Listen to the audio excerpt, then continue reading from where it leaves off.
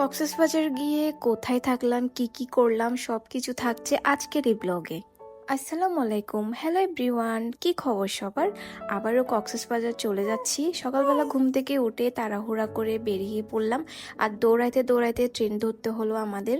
তারপর দেখি কালুরঘাটের ব্রিজের উপর অলরেডি চলে এসেছি, আর এখানে এসে আমার হঠাৎ করে আম্মু আব্বুর কথা মনে পড়ে গেল। যদি পারতাম তাহলে আব্বা আম্মুর সাথে দেখা করে দেন আবার ট্রেনে উঠে কক্সবাজার রওনা দিতাম। যাই হোক, এখানে আমার ছেলে আর আমি বসে বসে বাইরের প্রকৃতি দেখছিলাম।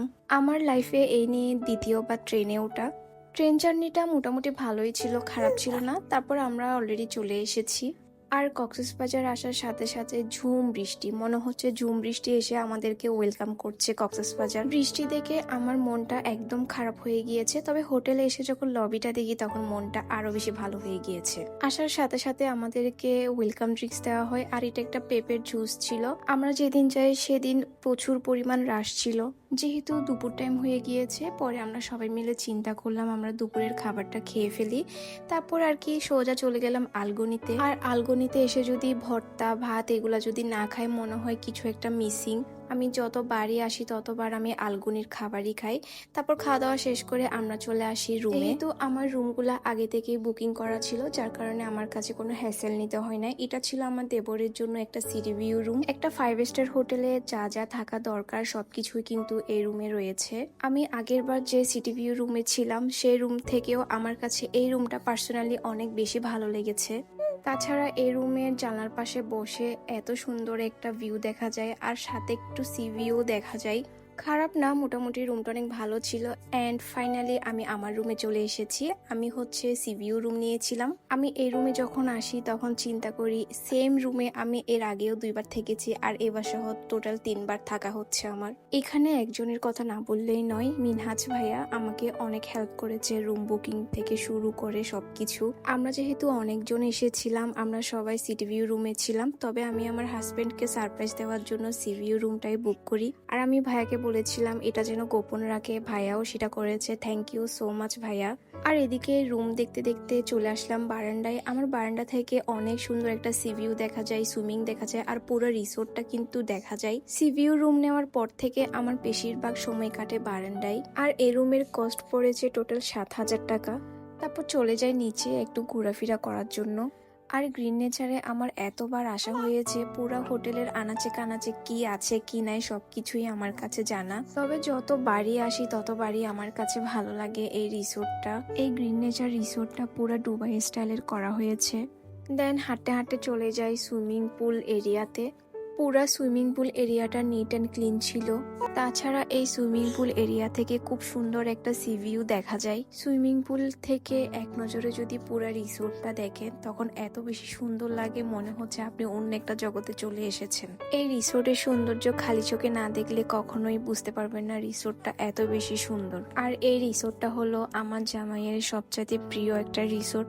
যতবার কক্সবাজার আসি যদি বলি কোথায় থাকবো, ও ফার্স্টে চুজ করবে চলো গ্রিন নেচারে যাই। তারপর বিকালের দিকে আমার জন্য একটা গিফট চলে আসে গ্রিন নেচার রিসোর্টের পক্ষ থেকে। ওরা আমাকে ওয়েলকাম জানানোর জন্য কেক পাঠিয়েছে, আর এখানে পুরাটা অ্যারেঞ্জ করেছে মিনহাজ ভাইয়া। থ্যাংক ইউ সো মাচ ভাইয়া আমাকে এত সুন্দর করে ওয়েলকাম জানানোর জন্য। তারপরে কেকটা একটু কাটলাম। আমার কাছে কেকটা এত বেশি মজা লেগেছে, আমি পুরা অর্ধেক কেক এমনিতেই খেয়ে ফেলেছি। তারপর যখন নিচে যাই হঠাৎ করে দেখি ভাইয়ার সাথে আবারও দেখা হয়ে যায়। ভাইয়া খুবই হেল্পফুল অ্যান্ড খুবই ফ্রেন্ডলি একটা মানুষ। ভাইয়াকে আমি এত পরিমাণ বিরক্ত করেছি।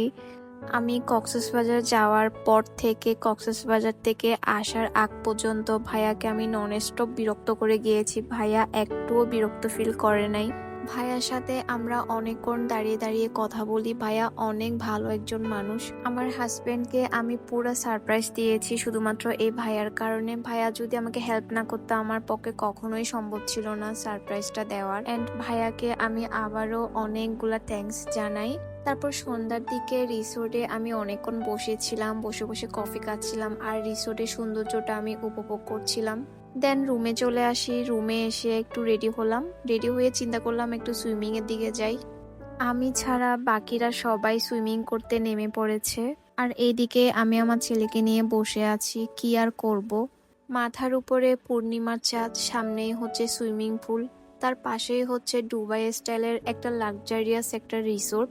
সবকিছু মিলিয়ে পরিবেশটা এত বেশি সুন্দর লাগছিল। তাছাড়া রাতের বেলা রিসোর্টের সৌন্দর্য কেন জানি আরো দ্বিগুণ বেড়ে যায়। রুমে আসার পরে হঠাৎ করে দেখি বারবিকিউর স্মেল আসছে। বারান্দায় এসে দেখি এখানে লাইভ বারবিকিউ হচ্ছে। আমি আর লোভ সামলাতে না পেরে আমি সোজা চলে আসি নিচে। লাইভ বারবিকিউ দেখে আমার এত পরিমাণ লোভ লাগছে, পরে চিন্তা করলাম আজকে এখানেই আমাদের খাওয়া হবে। আর আমার থেকে বেশি আমার জামাই বারবিকিউর জন্য বেশি পাগল। ওর সবচেয়ে ফেভারিট খাবার হচ্ছে বারবিকিউ। আর এদিকে রাতের বেলা রিসোর্টটা এত বেশি সুন্দর লাগে, লাইটিং এর কারণে রিসোর্টের সৌন্দর্য কেন জানি আরো দ্বিগুণ বেড়ে গিয়েছে।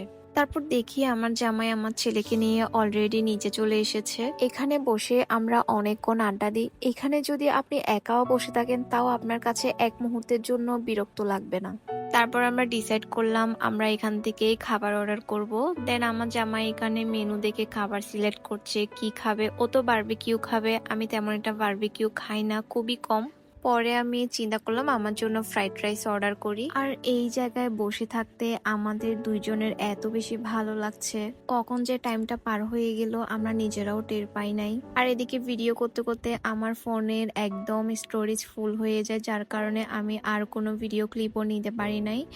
যাই হোক, এটা ছিল আমার কক্সবাজারের ফার্স্ট দিনের ব্লগ। সেকেন্ড দিনের ব্লগ কিন্তু অবশ্যই দেখবেন। সবাই ভালো থাকবেন। আল্লাহ হাফেজ।